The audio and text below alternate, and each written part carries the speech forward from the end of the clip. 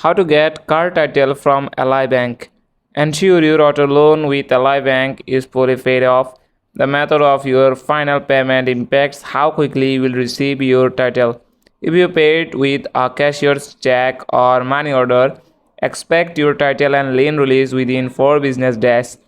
For online or personal check payments, the title will be mailed within 10 business days. Ally will send the titles to the primary account holder's address and directly to the state DMB. Use Ally's title tracker tool online to monitor the status of your title. You will receive email alerts about your title and lien release status throughout the process. Ensure your mailing address is current to avoid delays. If needed, contact Ally customer service for additional assistance. That's it. Thanks for watching the video.